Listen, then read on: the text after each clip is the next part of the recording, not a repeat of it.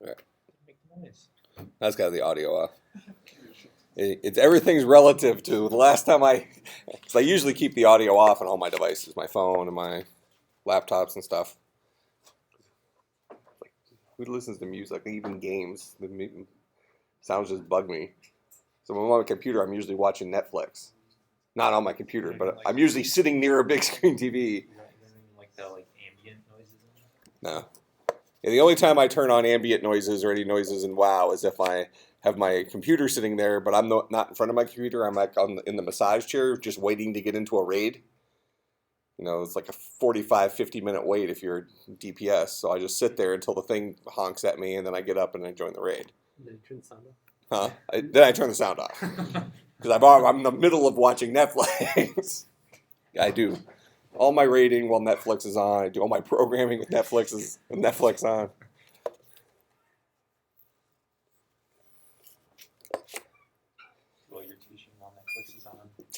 Well, if I had a big screen TV in here that was out here, I would. I mean, because I can tell you what, you guys are not all that entertaining. We don't get the kind of the in-class participation that I would like to have the entertainment. I could be watching what series am I watching? I'm watching Bones right now. It's a pretty legit series. How far are you on it? I'm still in season 1, but there's like 28 episodes in season 1. They had some sort of crazy epic season 1. So, but I'm liking it. So I started taping the new ones. So my plan is to catch up. I think there's 6 or 7 seasons. I don't know. I haven't watched it in like a few years, so I don't even know how far I am. I had watched all Netflix has to offer at some point. Okay. Maybe like season 6.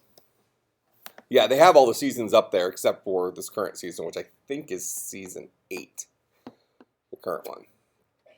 So it's I haven't looked forward at the other seasons to see if they all have 24 or 28 episodes in them. That seems like a lot of episodes for an hour-long show. Okay, so let's pick up where we left off. I think I had a text thing open. Okay.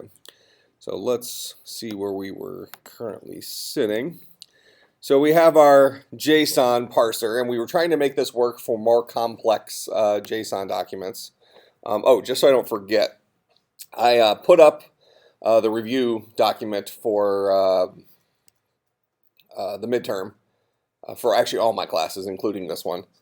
And so it has all the topics in there that you'll be responsible for the midterm. We'll talk about the midterm more on Monday. We're going to have it a week from today. So next Friday will be the actual midterm. But if you want to start reviewing those topics, you can. We'll talk about the test in general on Monday and take any questions you have and go from there. But the test will be on Friday. All right? Okay, so back into this. Okay, so the very first thing we do is the same thing we did before. We trim the spacing off the beginning or end of the JSON string. Then we substring that. And now we have to start dealing with the details of a more complex version of JSON. So that is, we're going to read to the first variable, get that first variable, and we're counting the number of quotes. So that's where we have this quote count starts off at 0. We're also keeping track of whether we're capturing the variable name, found a colon, capturing the value, blah, blah, blah. So initially capturing var name is true. So we're going to loop through potentially every single character in temp. Well, we really will loop through every single character in temp, where temp holds this entire document minus the opening curly brace and the final closing curly brace. You paying attention, Abe? Yeah. It's his birthday today. What do I care? How old are you? 21. Oh, he's not going to remember this day. You have big plans? Not really. Not at this point. That's what we were talking about. So a couple of his buddies have all talked about taking him to the safe house tonight, and now they're all busy. See? Even your buddies don't care about your birthday. See, eventually you start forgetting how old you are. And you have to start doing the math. You Huh? write a program for it. You probably don't need to write a program for that one. But yeah, I have to always do the math. I don't remember my age. Sometimes you forget your birthday too. I forgot our wedding anniversary one time. My wife and I were out at an Italian restaurant, and I told her, I thought I remembered it. When we were getting married, we were debating between two dates, the 15th or the 20th of May. And she was, her birthday's on June 15th, so I didn't remember whether or not she picked the day that was the same as her birthday, the number, or the other one. So we're sitting at this restaurant, and she did pick the 15th, by the way. I've learned that now. We're sitting at this restaurant on the 14th, and I said, oh, make sure you keep your schedule open for next Wednesday, whatever the 20th was. And she said, why? I said, oh, so we can take you out for our anniversary. She said, our anniversary is tomorrow. I said, oh, okay, then I didn't get you anything.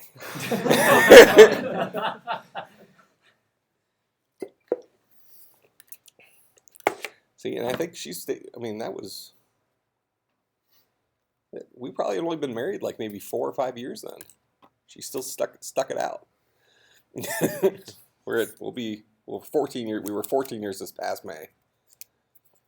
See, now she's just used to me. She's resigned to this. This is it.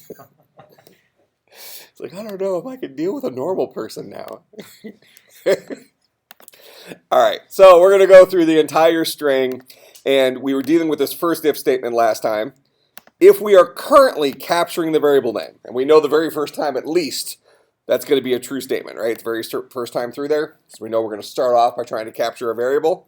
If we're currently capturing a variable name, then if we are currently looking at a double quote, we found the first double quote, then what are we going to do? Increment our quote count. We found 1. So 0 became a 1. That's this guy right here. Regardless, I'm going to tack on to my string var name. Where's var name? This guy, which starts off as the empty string. I'm going to concatenate on the current character onto that guy. So we're going to be building up that variable name. So we'll grab the double quote, grab the name of the variable, grab the closing double quote. Okay. Each time through, when I see a double quote, I'm going to increment quote count. After we capture the variable name, we're always going to ask the question, is quote count currently equal to 2? If it is, that means we finished capturing this variable, right? So we're going to say capturing var name is equal to false. Okay? We're not capturing the var name anymore. We have the var name inside of var name, this variable up here. So the next time we spin through our loop, we'll read a false here. We are currently not capturing the var name. So we'll drop down. Else if I have not found the colon, and notice found colon starts off as false. We haven't found the colon yet. Then we're going to keep reading until we finally reach the colon, because we might hit some empty space in there, right? And then we'll say found colon is true. So that means we just read up to this point, and we set found colon is true. So now the next time through, we're going to be sitting at some white space or the first part of the next variable. All right, so found colon is now true. Capturing var name is now false, so we'll fail this question. We will fail this question, and now we're at the capturing value.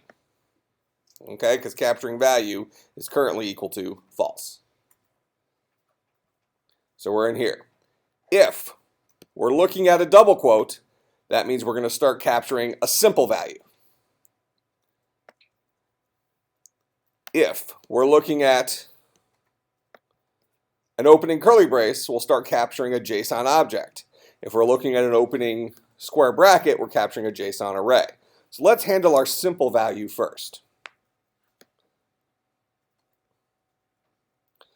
So once we have capturing value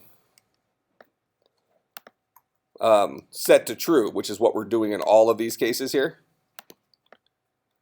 if we didn't hit one of these guys, we're looking at white space, right? And we'll just spin back through, jump back in here until we finally hit the opening point of one of our the opening point of one of our variable values. All right, so if I'm looking at this kind of value, then I need to know that the next thing I'm looking for is a simple variable. So I'm going to have to set up another Boolean.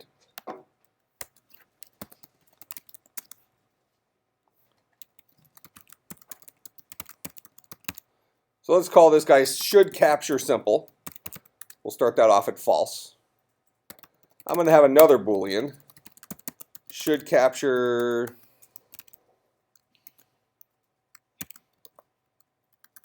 JSON object equals false.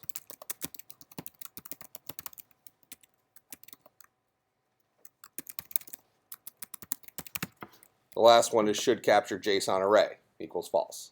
Because we're going to use those three if statements to tell us what we need to do next. All right, so they're all going to be false initially. So if I saw an opening double quote, then I know that I need to set should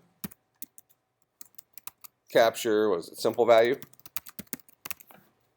What did I name that guy? Should capture simple. That's what I named it. We'll set that to true. If I got the opening curly brace, should capture JSON object is equal to true. If I got the opening square bracket, should capture JSON array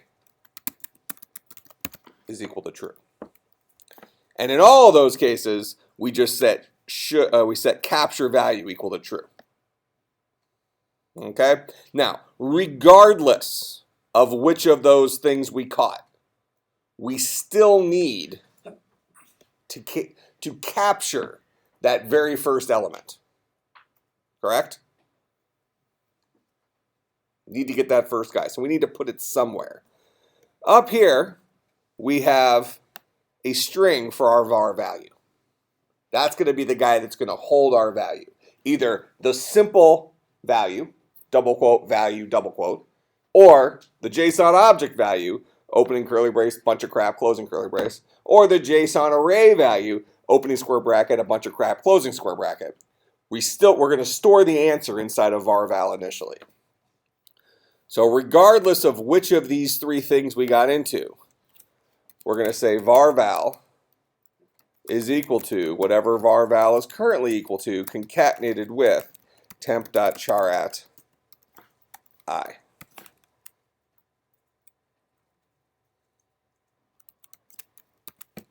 And we'll do that in all three of these. We probably could do another if statement above that says as long as we're not looking at a space, we could set both of these things. And then all the rest of them are just going to be the which thing we need to set to true. So there might be a little bit more efficient way we can write this, but I think this verbose way is probably the way that reads the clearest. If I'm looking at an opening quote, capturing value has begun. Should capture simple becomes true. We know all the other ones started off as false, and let's go ahead and grab that opening double quote. If we're looking at the opening curly brace, capturing value has begun. Should capture JSON object is true. All the other ones are false. Var val, we capture that opening curly brace. So on and so forth. All right. So now we're down to our next else if. This is like a flow through. All right. So this big loop we have up here takes us through every single individual character inside of temp. Every one of them. And as we're walking through it, we're deciding which characters are we currently capturing. That make sense? Okay, so initially we're capturing a variable name until we set it to false. Then we're capturing a colon until we set it to true that we found it.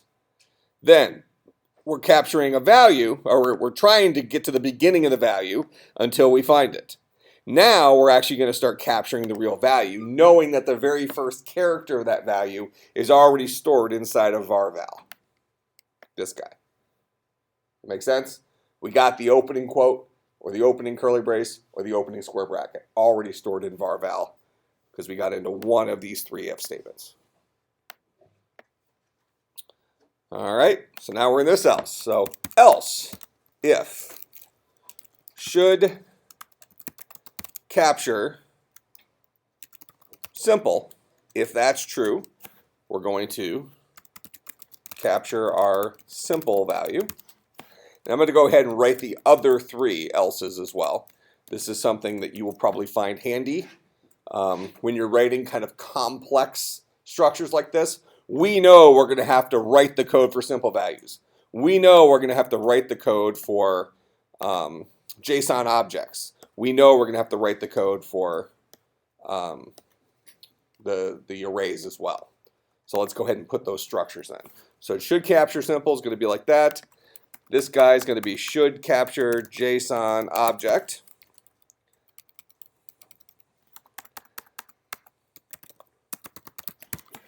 And this one's going to be should capture JSON array.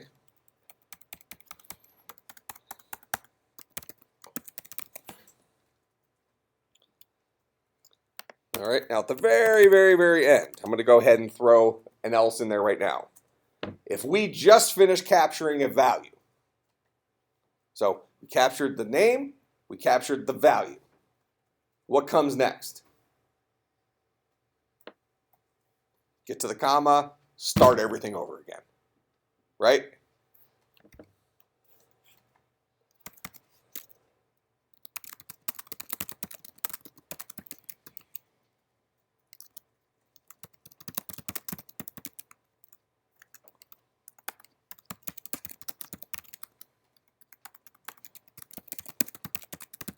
So start all variables over, which essentially means put them all back in their original state.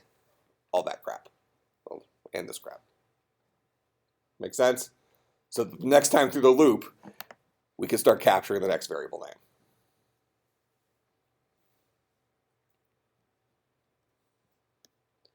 And actually, we don't even need to...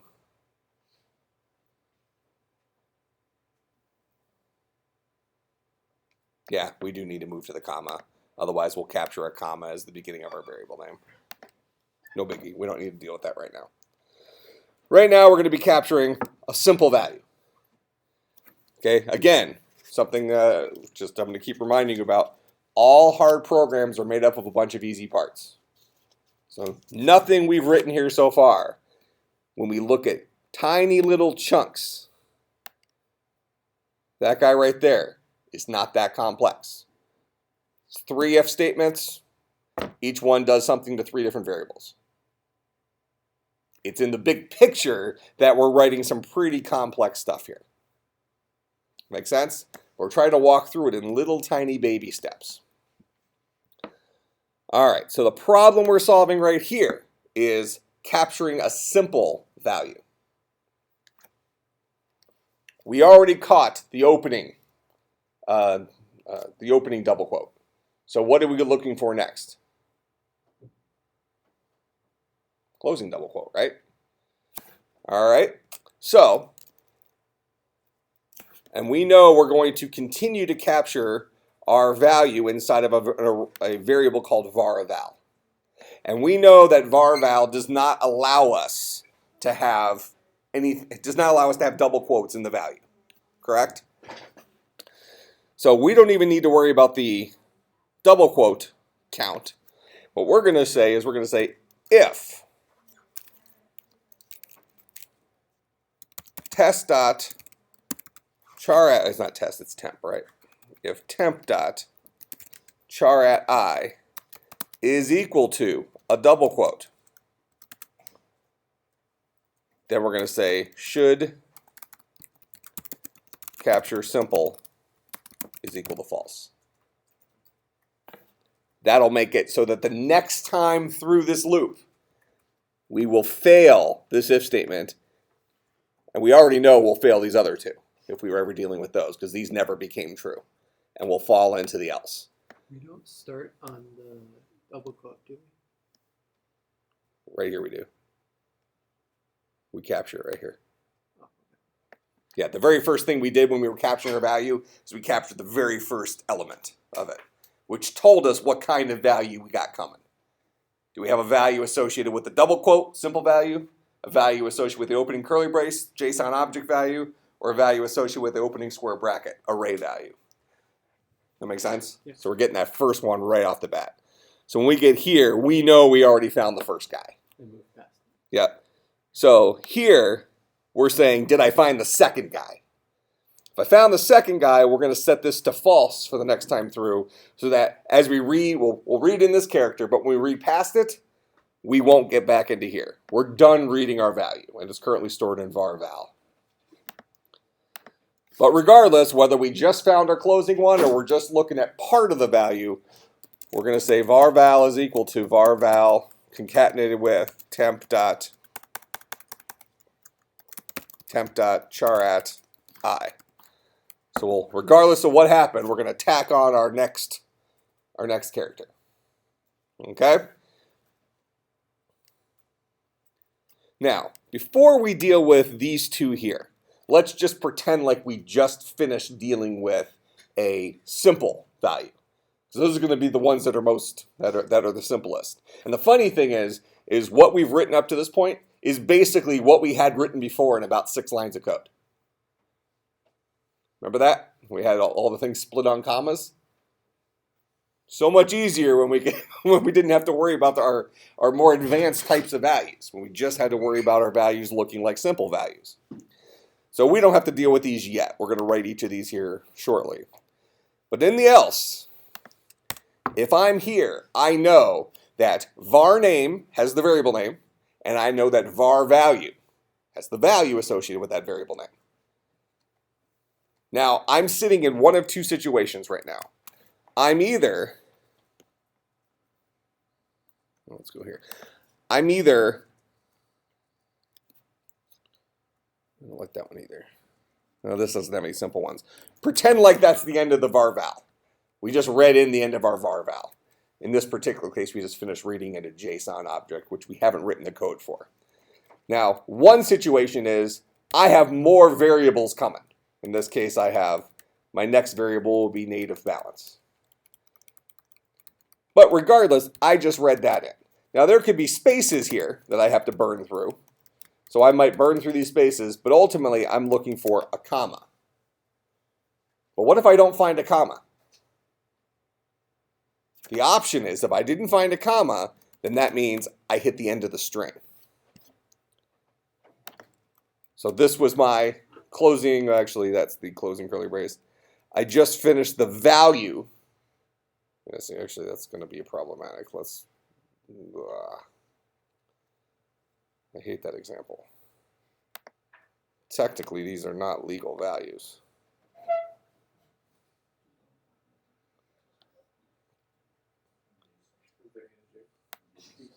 Well, not because they're integers, because they don't fit one of our 3 models of values. They're not surrounded by double quotes, or surrounded by curly braces, or surrounded by square brackets. They're the other guy. So I guess we're looking for something that's a let's not deal with those right now. Let's just pretend like it's okay.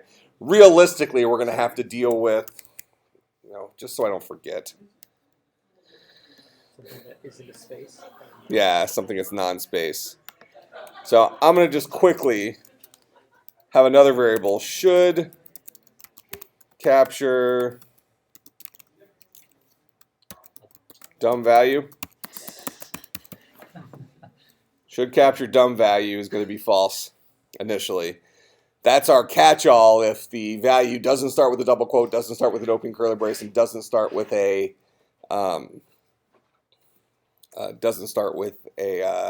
square bracket. So then inside of here, we'll add another else if. Else if temp.char@I is not equal to a space. If it's something that's not a space, but it's not one of these.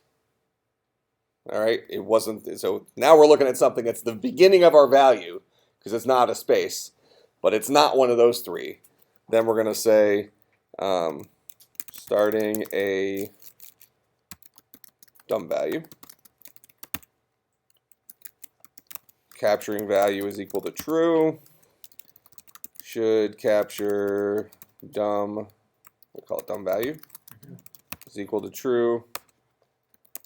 Var val is equal to var val concatenated with temp.charat I. So that's our fourth kind of variable. Capturing.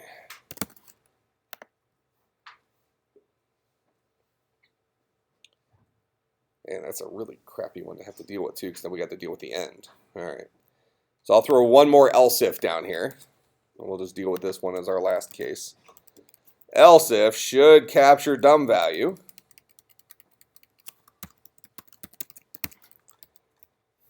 And we're going to say capture a dumb value. All right, so at least we won't forget to do it now since we put that structure in. Okay, so again, this is a little trick you can use when you're writing complex programs like this. It was at this point in time that we became aware of our 4 different kinds of values. So I went ahead and already put placeholders in for those in here to remind myself that we have to go and implement those parts. If you don't do that now, you might come back later and forget that you actually had parts of this program that weren't done. Make sense? So just kind of a strategy to use when you're writing relatively complex code. And maybe the reason to look at this in a computer science class is how many of you have had the software engineering class? Half of you maybe, something like that. So something you talk about in there, Dr. Locklear typically teaches the class, something you talk about in the class is about planning all your software, right? You plan it all out first, you spend 80% of your time planning, and then you actually sit down to write it, right? Most of us won't do that. It just becomes a reality. That doesn't mean that you won't plan a little bit, and then you start getting to the point where you can plan in your head some. But most of us like to solve problems on the fly. We like to just sit down and start going. That doesn't mean we're right. It just means that that's our tendency, correct?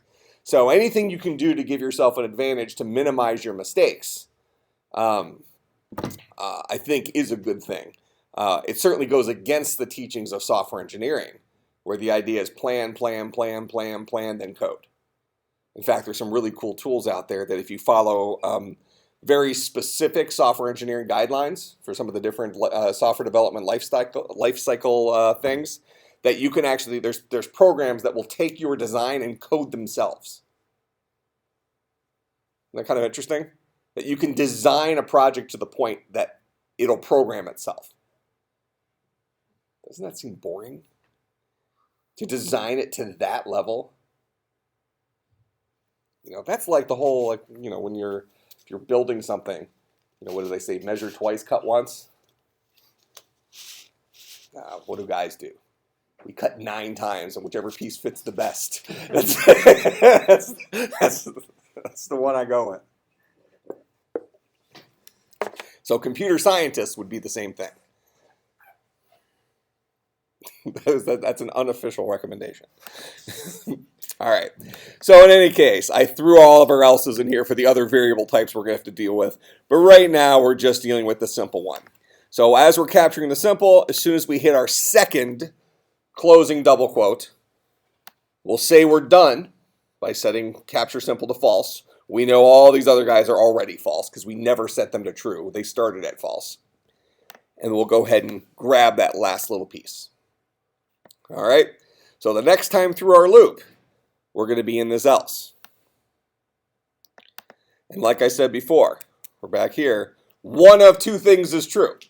We're either going to be looking at a comma, or we're going to hit the end of our string. Remember, in our example here, that guy doesn't exist because we trimmed it off at the beginning. We took the substring. So I'm either going to run into a comma or I'm out of characters. Does that make sense? So if I'm in this else, I need to start searching for a comma. Look for a comma. Is that how you spell comma? How do you spell coma? Huh? 1M? Coma's 1M? Comma's 2 M's? Huh. Wait, what was I talking about? What am I doing here? Ah, looking for a comma. All right, so if temp.char at I is equal to a comma, if I found that dude, what am I going to do? I'm going to reset all my crap because I know that coming up next is a new variable name followed by a new variable value. I know I got another guy to do the whole process over again. So I'm going to take all of our stuff from up here.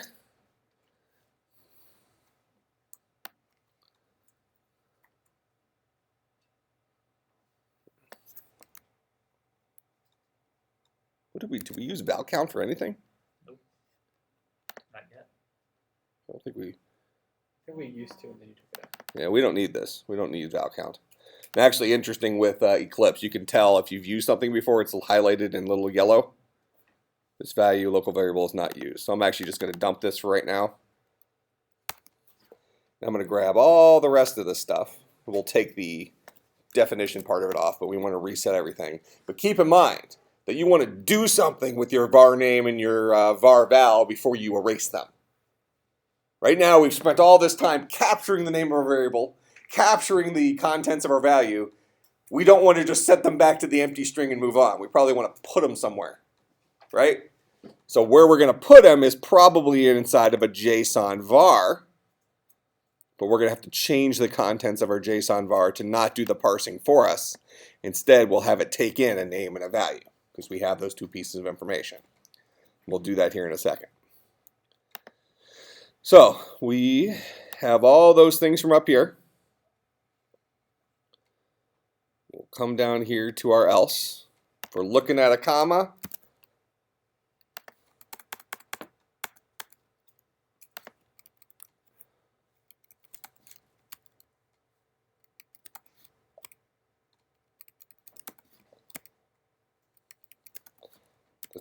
this puts everything back to where it started, so we're prepared to go ahead and read in our next variable name.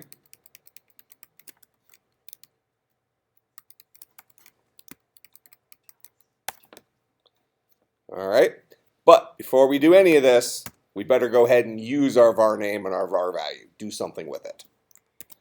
So we're going to go ahead and modify our JSON var. This guy's no longer going to do our parsing for us, because that was only for the simple stuff from before, where we passed it, the comma delimited stuff where we had variable, colon, value, and just had to do the split in here. Well, now we've already captured that stuff. We've done those two things. We just have two strings to pass in. So we'll have this guy take in a string name and a string value. And all our constructor will do is set name, this dot name equal to name, and this dot value equal to value. And the rest of it will remain the same.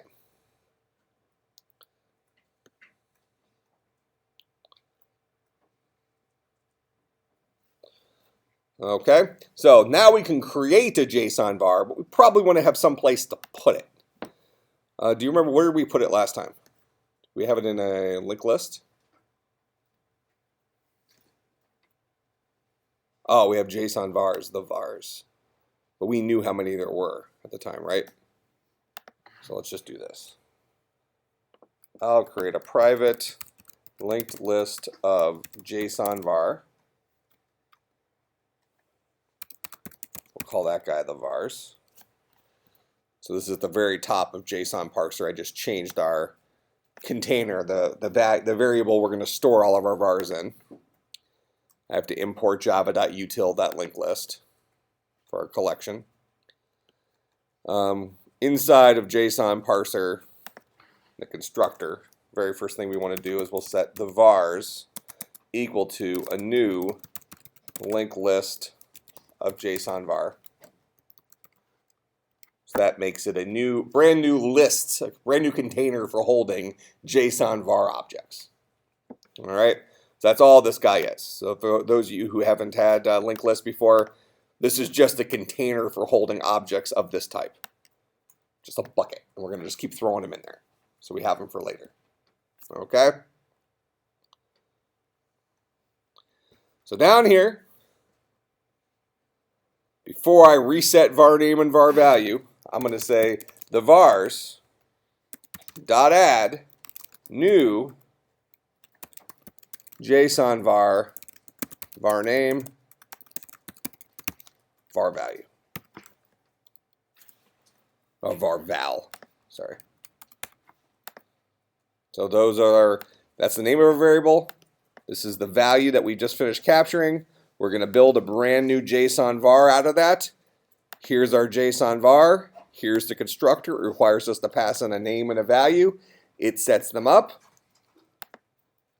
So we're going to create that new JSON var. We're going to immediately just add it into our bucket for holding all of our vars.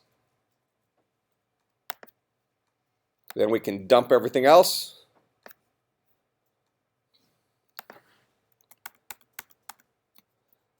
And we should be good there. Finally, when we get out of this for loop, so our for loop ends right here. So here, let's say end for loop. That's also kind of a handy thing you can do, especially when you have really long code like this. So notice that, this thing's scrolling multiple screens now. This is all one gigantic loop.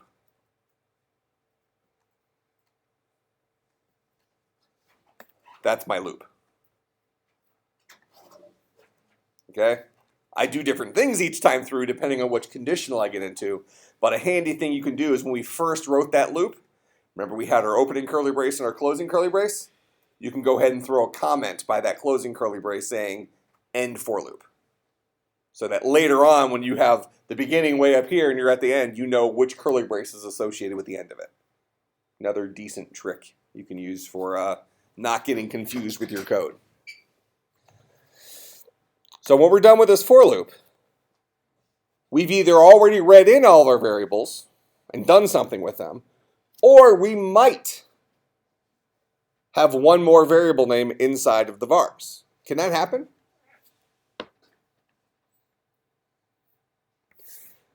I only read the stuff in. I only create my new JSON var when I see that comma currently. What if the last thing I read in was the very last var name, var val combo? Though I never read in a comma because I'm actually done, right? So I actually still got a dude stuck in those variables, and I got to do something with it. So the very last thing I'll do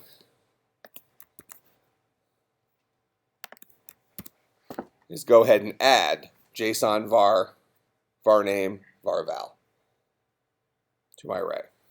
If you want to be a little bit careful about this, you can always say if var name.length is greater than 0, then go ahead and add those guys. Make sense? Just in case there was something quirky with the JSON you got where you've exited out and didn't actually collect another variable, or somebody gave you bad JSON. In that case, you would actually maybe gotten a comma. Maybe they ended it with a comma, but didn't put any more variables in there. Technically, we should probably bail out on that and give them some sort of error, but in our case, we'll just handle it. We'll allow them to write kind of loose JSON if they'd like, which is actually a historical computer science example. I don't remember if we mentioned it in here or not, but if you do anything with web pages, one of the challenges with web designers is you write a web page and you have to test it on all the different popular browsers because each browser kind of makes the page look a little different. And part of that is left over from decisions like this. In the early days of web pages, when there really wasn't a standard, Microsoft didn't require you to have structural HTML perfection. It kind of just figured out what you meant-ish. Well, and then so when you had that, each different web browser maybe dealt with their HTML interpreter differently. This predated XML. So you can put non-syntactically correct HTML and have almost all of our modern day web browsers do something reasonable with it. But it might not be the same reasonable solution. That's why you can load different web pages. You can load the same web page in different browsers and get a different result. there's a little checkbox on most modern browsers where you can go into preferences and you can say enforce xhtml standard. Usually it's the checkbox says something like that. xhtml is the HTML standard defined using XML, which will absolutely require you to have the closing tag for every one of your opening tags and that kind of stuff. So it doesn't allow for lazy HTML. Then pages aren't going to show up that great. So kind of an interesting backstory there. We will technically, in our case, support a closing comma as this exists right now. All right. Now, we do need to update our get value for vars. In fact, right now, I'm just going to dump that method since we're probably going to have to redefine it a little bit. But I do want to test our code before class is over here. So I'm just going to create a little method called display in our parser. And this guy is going to say for, we'll just do an iterative loop, for JSON var JV. So this is called a for each loop. For those of you who haven't had this before, we're going to iterate through every single one of these types of variables inside of the vars. And we'll just tell each one to display itself. Because all JSON vars have a display method where they know how to display themselves. Now what we'll do to test this is we can't use our complex stuff we have now. We need to go back to our exchange. What was that?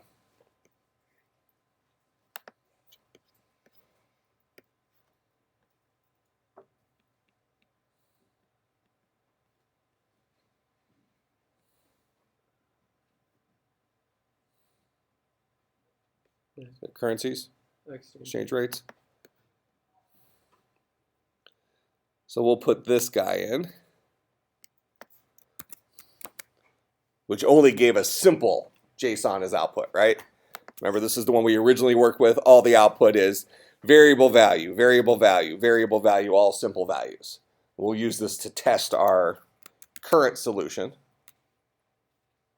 We got a sleeper? Or is he just passing out? I'm trying not to. You good? I'm watching the clock on my. If you go down, can I have your laptop? No. It's the speed of your processor.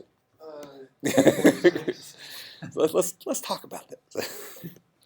All right, so I'm just going to change the URL down here. And this guy is not going to require an API call, so I don't need to worry about enabling my enabling anything.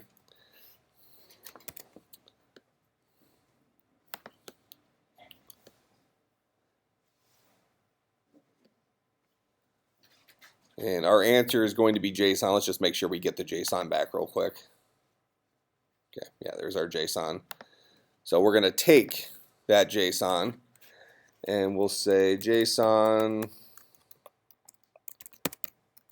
parser, parser equals new JSON parser, the answer, and then we'll say the parser dot display. And the hope is that this guy kind of manually goes through and gets all our variables for us.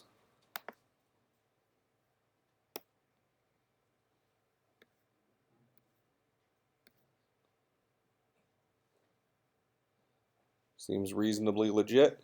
It does look like we might have a couple of empty ones here at the bottom. I can't tell. No, maybe not. So it does a carriage return at the end. I think we're good. All right, so our parser works for simple values now. The next step will be to make it work for less than simple values, those more complex things. And I think we're going to see it's not that bad. We can pretty much use the same model we've used up to this point, with the exception that when we're looking for, just kind of talk through it for our last few minutes, if we're looking at an opening curly brace, we know that the end of that value is going to be the corresponding closing curly brace. That isn't to say we might not hit other opening curly braces in there. So we're going to have to count our curly braces. Every time we hit an opening curly brace, we're going to have to increment that count.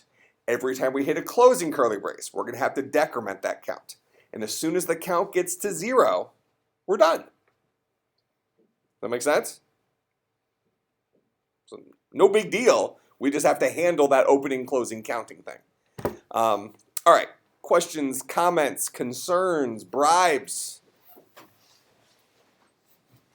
I will see everybody on Monday.